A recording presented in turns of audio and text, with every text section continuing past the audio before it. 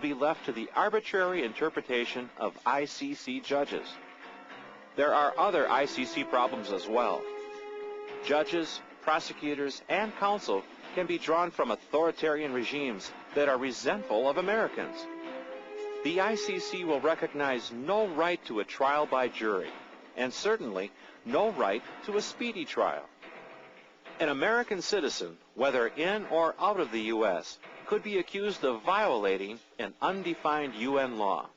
He would then be tried and convicted by foreign prosecutors and judges, then sent to some undisclosed prison somewhere in the world.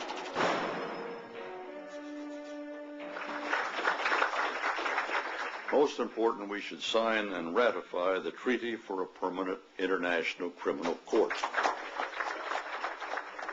The majority of ICC supporters in government cannot risk showing their hand so openly. Initially, the Clinton administration objected to some of the provisions of the ICC statute and refused to sign. Political leaders expressed similar reservations. While some of this resistance was genuine, much of it followed a familiar pattern. Many politicians will often conceal their support for radical proposals by putting on an initial show of opposition. Eventually, these false opponents reverse themselves at a strategic moment, claiming a compromise has been achieved, and the public is led to believe that its interests have been protected. Eventually, the Rome Treaty was signed by Clinton, shortly before he left office. Ratification by the U.S. Senate is all that is needed for Americans to become victims of an ICC.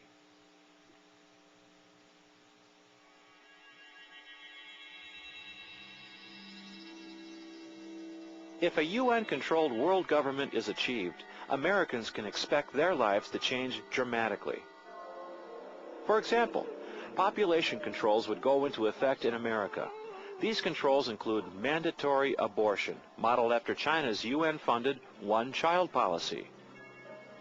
To eliminate surplus population, euthanasia and assisted suicide would be promoted. Private and home schooling would be outlawed, as the UN takes control over all facets of education. New global taxes would also be imposed on Americans in addition to federal and state taxes. To transform much of the United States into wild lands habitat, millions of Americans would be relocated and miles of roads would be declared off limits. The very right to own property would be restricted and eventually abolished altogether. All law enforcement officers would fall under control of a global UN police force. Local police would exist to serve and protect the state, not the citizens. And the entire American military would fall under the command of the UN as part of the world's most powerful force, UN peacekeepers. Their prime objective? To suppress any opposition to the United Nations.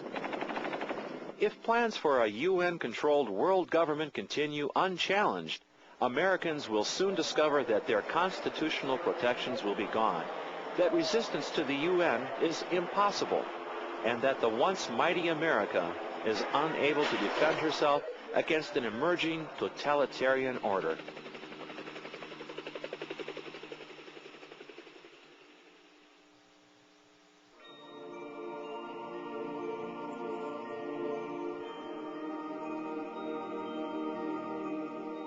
Opportunities to reverse America's course are abundant. Our constitutional system and cultural traditions continue to protect the freedom to speak out without fear of reprisal. And a giant advantage for the defenders of freedom is simply the desire to be free. At the same time, the internationalists fear an aroused and organized American public. They work to misinform and confuse so that the public won't know where to turn for real leadership. Leadership for effective opposition to the globalist agenda.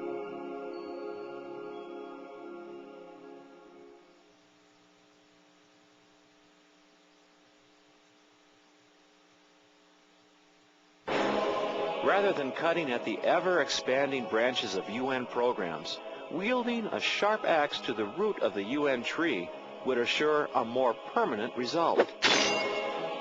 In this case, The root of that tree is United States membership in the UN.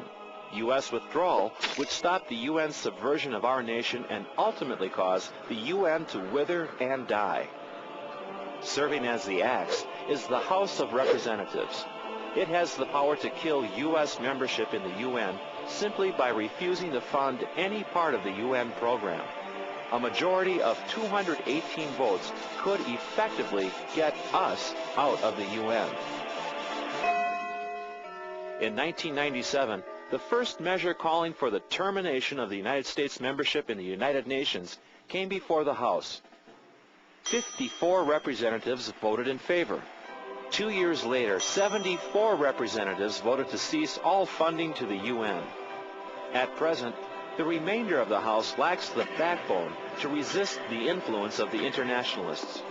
The key to changing that condition, however, is taking place in communities across America. What is well understood by the internationalists is the power of organization. It's why they've invested so much effort building it. In turn, those who cherish freedom must also organize in order to maximize their impact. And that's what this Starter Kit is designed for. Vice President of the John Birch Society, Tom Gow. Congressmen are focused on job security and getting reelected.